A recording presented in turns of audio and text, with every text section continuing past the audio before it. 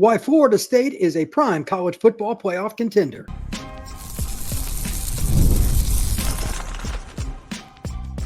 You are Locked On Seminoles, your daily podcast on the Florida State Seminoles.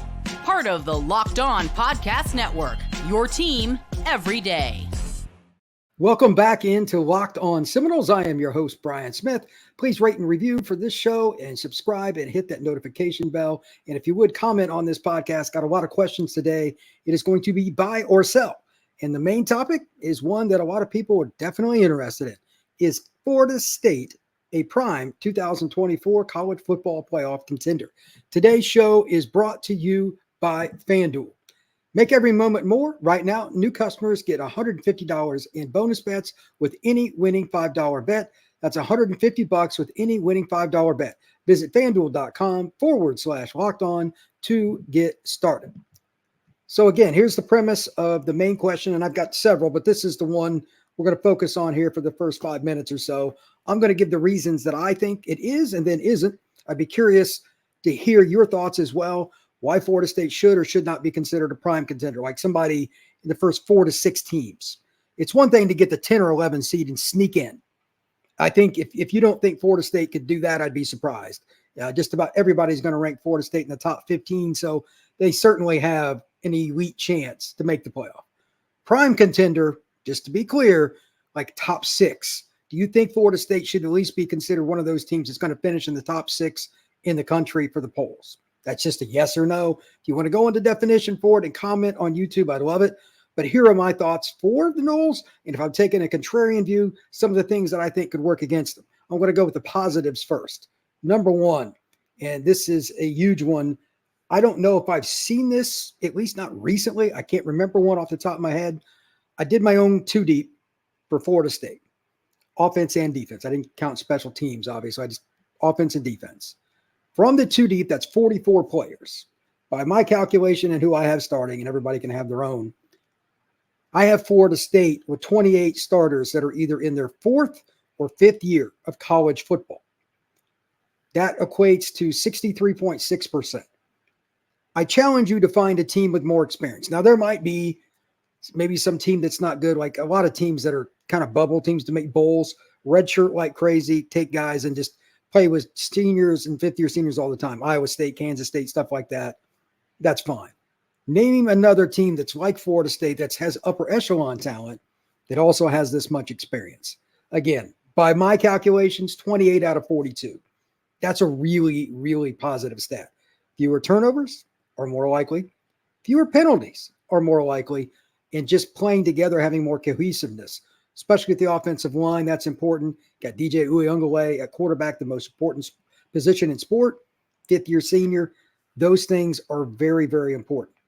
Also, with this, you're not going to be throwing any, even though they're talented, like their freshman class, true freshman class, none of them are going to start. That's a good thing.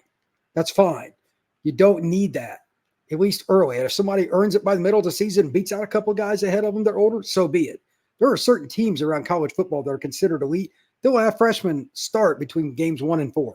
That's usually not a good sign. I will be shocked if that happens at Florida State. Number 2 on the list, and this is another one that I talk about a lot. People can go with whatever direction they want on this, with my opinion, but I'm steadfast. The play calling in big games is pivotal. It's something at all levels. Fans complain about it. Their team loses, whatever. But how often do you complain about Norvell's play calling or the offense in general? I mean, think about it. Name how many times in the last 2 years you went, man, Norvell and those guys, they just sucked today. They were terrible at play calling. Now, no offense, but most fans don't have any idea what's really going on, and they think they do. But, like, it's not even in debate. Like, they haven't been just smoked in a game when they had all their players. Forget the bowl game. All their draft picks didn't play, all 10 of them. Besides the bowl game, like, they haven't had that game. They've got their quarterback. If they've got their NFL talent on the field, Florida State's rolling. That's rare. They adjust to the teams they play. They run the ball against certain teams a little more than you might think, and it works, and vice versa. They take you by surprise. The Pittsburgh game last year is a great example. I thought they were going to come out and run the ball. They came out chucking it. Keon wasn't playing. Johnny wasn't playing. Oh, they're going to run the ball today. First drive, went right down the field throwing the football. They fooled Pittsburgh, and they've got a good defensive staff. That's just one example of many. They find a way to take advantage of the players they have, the matchups they go against, and a little bit of surprise. Like the Pittsburgh game was probably as far outside the box as you're going to see, but they made it work. They dominated that game. Got to tip your cap. My third reason, and this is the last one I'll do on the positive side, I'm going on a little bit of a limb here. This is iffy. But last year, Florida State had a great pass rush. Not any surprise to hear that, right? Upper 30s to low 40s is pretty much where you're going to see Florida State in general. But they did just lose the 19th pick in the draft at defensive end, Jared Verse. Should they make it to 40 sacks this year? I say yes. Pass rush is one of the biggest things that leads to teams making a playoff run or winning their conference, etc. Well, why would they make it with Verse going to the NFL? Why? They also lost a second-round pick at D-tackle NFL, etc. Why? Number one, they've hit the portal and they've done well. Two, Jackson, a kid that was in the portal that didn't get a play last year, people forget about him. He's at D-tackle. That's a rare athlete. And then finally, they have other guys pushing the pile too. They have depth. All those guys can rush the passer, and it doesn't hurt just as an additional bonus here. Maybe the best secondary in college football, conservatively top 5, in my opinion. They're going to have more time to get to the signal caller no matter which players Florida State's rotating in on any given series. Those are 3 pretty good reasons that I think they're going to make the playoff. I'm going to give you 2 on why I think it may not. Beyond the obvious, injuries are always the number one factor a team doesn't. But here are my 2 that I think could cause them some problems. The schedule. They've got a road game at Notre Dame. I think that's definitively the most difficult because it's November game up north. That game was earlier in the year, it'd be different. I don't like the November date. It'll be very cold, more than likely. That does not bode well for Florida State. But the other games on the schedule, okay, who else they got? Miami's a road game, maybe. Florida's at home. They're not great. Clemson's at home. I'm still not sold. They're good. I just don't think they're great. They lost linebackers that I think are too good for them to replace. So why would I think? I'm just worried about that one game that they didn't lose last year. They had a couple that were kind of iffy there for a while because that's so much cohesiveness to a team that right now I would say there's no way they're going to lose that game. That's what I'm worried about. Could be the Georgia Tech game. It could be some of the Virginia Tech or something like that. When you lose good players like Jordan Travis, it's hard to be as steady as Florida State was last year. So while the schedule is not daunting, it's difficult, but it's not daunting. I'm worried more about a team coming up that's a 12-point underdog, 14-point underdog, catching Florida State sweeping. That's my biggest concern with the schedule. I think most of the big teams like Miami, Florida, Notre Dame, and Clemson, I would say they'll win 3 out of those 4. If you come out of that 3 out of 4, you got a great chance of the playoff. But then you cannot give up and have a bad game against a team that ends up finishing 7-5. That'll get you nipped real quick in the playoff. So they got to be careful about that. The other thing that I'm concerned about, and you can take this whatever way you want, I like DJ Uiagalelei, but I don't love him. I'm concerned that he's going to have to win a bunch of games in situations where they're just playing top competition. Maybe it's the ACC title game, whatever. Maybe the first game of the year, Georgia Tech's quarterback catches fire and they just got to score. I don't know if you can trust him to score 40 in a game where he has to. That's being very picky because I think Florida State's roster and depth chart is pretty good across the board. But there's always a game somewhere along the year, even Georgia, Clemson, Ohio State, whoever it is, teams will get into a shootout. It's just the other team's quarterback's day, and he's hot. If your guy doesn't match, you're in trouble. ACC's got a lot of good quarterbacks. Maybe somebody we don't even think about. Again, maybe Georgia Tech, Haynes King could be that guy. That's just one guy on my mind because it's first game of the year. But that's just a possibility. Otherwise, to be honest with you, I think Florida State has a better than 50% chance. Those are my 2 concerns. The schedule and a little bit of the depth concern is kind of gone now, because they've just recruited in their portal. So I just don't think the schedule is going to kill them unless they get in their own head and let teams that are not as good as them get over because they're not ready mentally. They should be 10-2, maybe better. It just kind of depends on your perspective. But Florida State, in my opinion, is a definitive college football playoff contender. And I really don't think it's that debatable. And by that, again, I mean, they should be one of the 6 teams or so. The staff is together. They got a ton of seniors. It's really hard for me to understand why. I saw somebody with a poll that had Florida State like 16th. I can't remember who it was. It was 15th or 16th. And I'm like, man, that's awful low. I could see maybe 10th or something. Okay, I could maybe see that. I don't see that at that point, 16. So I'm just throwing that out there. But here's my question. Where do you think Florida State stands? Are they a team that should be considered top of the board, like a top 6 team this fall? Or do you think they're more likely to be 7 to 12 and cut on the back end of the playoff, probably make it, but aren't going to be an elite team in the playoff rankings? I'm curious to hear what you got to say. Coming up next, we're going to talk some more. I got a bunch of questions on buy or sell with Florida State and other things around college football. That's next here on Locked On Seminoles. Today's sponsor is Yahoo Finance. Whether you're a seasoned investor or looking for that extra guidance, Yahoo Finance gives you all the tools and data you need in one place. They are the number one financial destination, producing a holistic look at the financial news cycle, including breaking news, original editorial perspectives, analysis, and all kinds of customized charts and so much more. Securely link your brokerage accounts for a unified view of all your financial wealth, including 401k and other investments. A comprehensive perspective on everything that sets them apart with their great investments. That's how Yahoo Finance ensures you have the insight to look at your wealth in its entirety. For a comprehensive financial news and analysis, visit the brand every great investor has. That's yahoofinance.com, the number one financial destination, yahoofinance.com. That's yahoofinance.com. All right, we're just going to do some fun buy or sell with some different categories of Florida State. Not quite as big box as will the Noles be a prime contender for the playoff, but these are pretty cool categories. These are some things that I grabbed from some other podcasts and just applied them to Florida State, ACC, it's stuff like that. Number one, and this is one of the harder ones to do for any team. I'll just say that, but I wanted to do it first because think about this before you just immediately answer. Think about the depth chart, how much Florida State has, the type of players they have that have changed from last year to this year. Here we go. Will Florida State have at least 2 running backs run for 600 or more yards? Now, the first thing that I thought when I heard that on another pod, like there was a different number, and I went with 600 with FSU, was Florida State's really deep at running back. How do we know how they're going to rotate? And I've really never come off that question because I don't know the answer for me personally. But if I had to guess, I think that Tofili will get over 600, but I don't know for sure which guy will be the second back because Jalen Lucas is going to get a lot of snaps, but how are they going to use him? He might be your quote-unquote third running back, for lack of a better phrase. I think Rodell is conservatively the most likely guy to be the number 2 running back, but will they do a lot of split running backs? Like one guy, Jalen's on one side, Rodell's on the other, Tofili, Rodell. How are they going to do that? And I don't know the answer.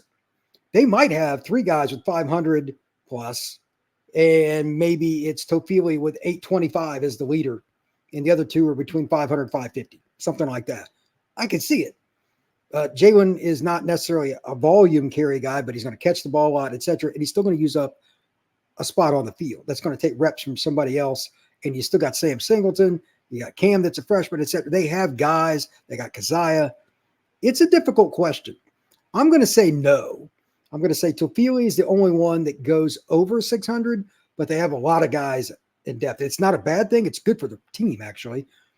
But nobody's going to know who's going to get the ball when they come out and play the Noles. That's good for the opportunity to go to the playoffs. So curious what everybody thinks. Again, before you answer, this is a very deep running back room. Take that into consideration. Second question. Will there be 2 or more players at receiver catching 40 or more passes? For reference, last year Keon caught 50, Johnny caught 41. Now they both got banged up at spots, but that's football. If you expect everybody to play 12 games, that's not realistic. My measurement that I use for these kind of questions is a guy's going to play 10. Football's hard. People get beat up. People sit out. I would imagine that 10 is the better number. I'm going to say Benson catches 60 and nobody else catches over 35 or so at receiver. Here's the caveat. One of the tight ends could be that guy or Jalen Lucas. I'm just saying receivers, though. Just pure wide receivers. Tight ends do not count. Running backs do not count. For the purposes of this question, I'm saying Jalen Lucas is a running back. I know he's going to play both, but you can only literally list him one spot, and he's not a pure receiver. So I'm going to say just one. Morlock might be the second leading receiver. I could catch him or see him catching around 35, 38 balls. It wouldn't surprise me. And that would also pull away from somebody else. But then again, it wouldn't shock me if Hakeem Williams had 45 catches or something like that. He's really talented. How much he picks up the playbook and that stuff, that is the million-dollar question. Third, buy or sell. DJ Uiagalelei, 3,000 passing yards, buy or sell. At first, I said no. But on the other side of this, again, Jalen Luke's going to catch a lot of passes. They got a lot of speed. He may only hit 60%, 58%. DJ's got a cannon for an arm, in case you didn't know, and they're going to use play action and throw the ball down the field. If it's something Florida State definitely does not lack, it's foot speed. They got Douglas, they got Benson, they got Jalen Luke. They got guys all over the place that can run. Hakeem, not worried about speed. So I think while the number may not be great percentage-wise, I think Florida State has an excellent chance, A, to hit a lot of deep shots, and B, I think, especially like Morlock, he didn't catch any touchdowns last year, which is really random. Remember, right, 19 catches, 255 yards, but no scores. Surprising. He'll catch a couple this year. That's another little prediction.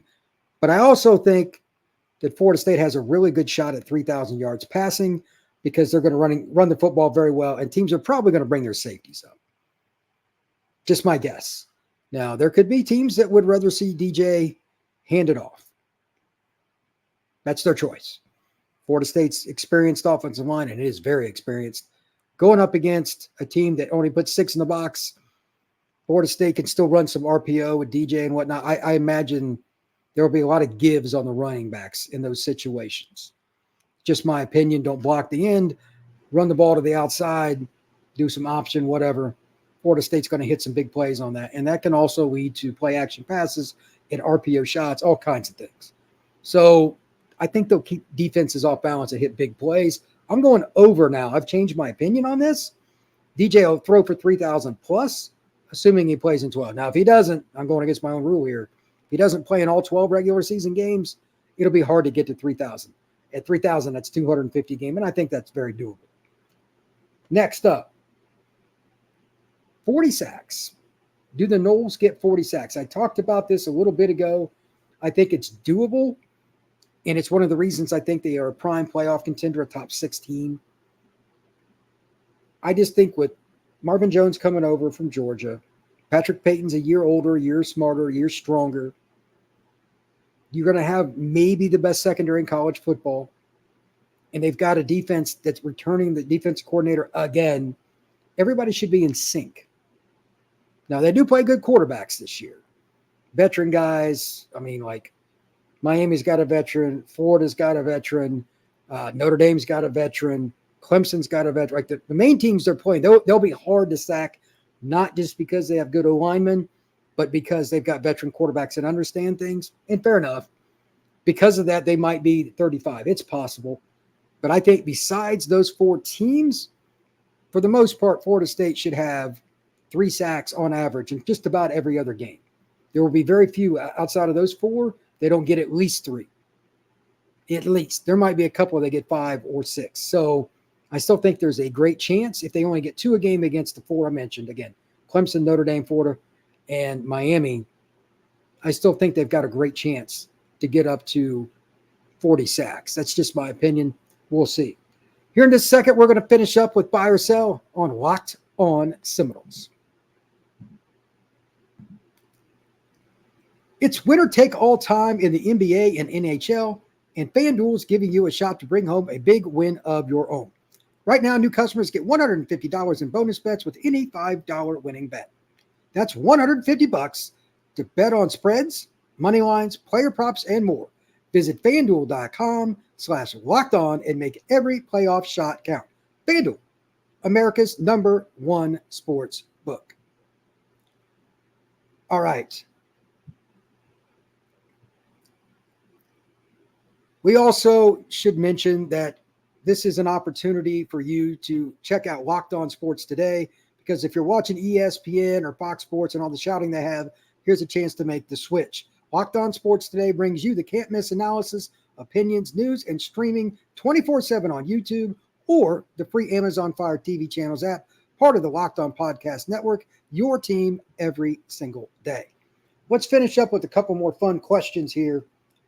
Will Florida State, after this season, have at least one player go in the first round of the draft? Again, Verse went in the first round. Keon was second round's first pick, I believe. Fisk was towards the end of the second round. They had a really good draft. But there's only 32 guys that go in the first round without, get into trades. There's actually a couple more the way they do it. Will Florida State have a first round pick? Buy or sell? I think there's a couple ways to look at this. Number one, offensive linemen, I think we can all say now, based on the portal, they are coveted. You never know with offensive line. Maybe Darius Washington or somebody like that's coveted that way. I don't know. But I think the more likely chance is somebody on the defensive side of the ball ends up there. Darrell Jackson could be a possibility. I could see Azariah Thomas. I could see maybe Earl Little. He's a nickel that could play outside. Those are three possibilities. There's other possibilities too, but those are the three most likely. I'm going to say yes, because there's still a lot of time too. Somebody could surprise me. You never know. But Florida State's got a lot of experienced guys. They're in the spotlight. That's the most likely scenario that I see. Maybe I'm wrong, but I'm saying yes for at least one first-round pick after the 2024 season for the Noles. All right, similar. Will Florida State have a first-team All-American? Pick whichever, Walter Camp, Associated Press, ESPN, whatever one you want. Will they have a first-team All-American? It can be offense. It can be defense. Heck, it can be special teams if you like. Will they have a first-team All-American at Florida State? I'm going to say yes, and I'm going to say Darius Washington, the left tackle. He was one of the best guys in the league last year. He's back, familiar with the system. They should be good offensively again. Should have a great running game, and that kind of helps you. They'll be at least in contention for some awards and stuff on offense. Maybe the best team on the offensive side of the ball in the Atlantic Coast Conference. Probably going to be in the playoff hunt all year. All those factors will help not only Darius, but anybody else. Maybe it's Malik Benson. You never know. It's his first year, but he's got a lot of talent. Could be somebody on the defensive side. Again, Thomas at corner. It wouldn't shock me. 6'2" guys do not move like he does. So if he becomes a first-team All-American, would it really surprise you? It would not surprise me. They have a lot of guys. They're in that contention. But being an All-American is different than a first-round pick, and it's easier. So I think it's a pretty good bet they will have at least one. All right. This one is just as a kind of a reminder. It's almost a funny question. Will Florida State have 3 or more starting groups on the offensive line this year? Now, why would I ask that? Well, it's a reminder that Florida State went 12-0 last year, then won the ACC title game, despite constant musical chairs and guys playing through a lot of injuries up front. What I'm saying is, as a rule, historically speaking, college football, if you have a year where a position just gets gouged by injuries, the next year goes better. Kind of law of averages play out. Florida State's due to have a little more luck up front. Like Mo was hurt for a lot of the year. Byers played most of the season, etc. But they had other guys banged up. Sometimes guys were playing in spots who may not have wanted to, whatever. But they had guys who were dragging legs a little bit. They should be healthier. That goes back to my original point. Will Florida State be a prime contender? They're due to have a little more luck. So I say yes on both fronts. All right. This is the last one. And this one's a little harder because it's a national perspective on Florida State. But let me know what you think and comment on YouTube with this. Last year, Florida State averaged 150 yards on the ground. Okay. Had a really good rushing attack, but it was balanced and they could throw it all over the place, and had 2 special receivers. They could have ran for more, but when you got 2 NFL receivers, it's a little easier to throw it around. Plus, they had Jaheim at tight end. So, will they have a top 25 rushing offense? Again, they're loaded at running back. They have a lot of experience up front. Morlock's pretty decent blocker. He's an experienced guy. Can they do that? Can they be top 25? They averaged 150 last year. They were 77th. To get to that point in 25th, they probably have to be somewhere around 200 yards. Is that out of question? I don't think so. Now, they do have a schedule that's going to make it a little different. Like Miami, Notre Dame are definitely both good run defenses. Clemson is. Florida, I don't know what to expect. That by that point, I think Napier is going to be gone. Florida might get 250 against them because the players don't care. That still counts. And I know that'll break Florida State's fans' hearts if they win like 42-7 or something. But that game shouldn't matter. So I'm going to say there's a good chance they do, but they'll come up a little short. I think they'll average about 180. 200 is not out of the question, though. So I'm going to sell that, but I'm curious what your take is on it. It's not a lock one way or the other, but it's an interesting question. So again, last year, Florida State was 77th at 150 yards. I think they'll go up to about 180. I think they'll rely on the run game a little bit more. It'll help that Florida is probably terrible again at the end of the year. And I just think the chemistry overall and the depth, O-line running back, is going to help them get to that point. Thank you once again for making this your first listen each and every day. Please like and subscribe, rate and review this podcast, and share it wherever you can. And I'd really appreciate you comment on YouTube. If you've got any questions for future buy or sell episode, I want to try to do these quite often. Drop me a note on YouTube. I'd love to hear it. And I'll be trying to get it into the next time I do one of these. They're a lot of fun for me. So with that, everybody have a great night. And this has been Locked On Seminoles.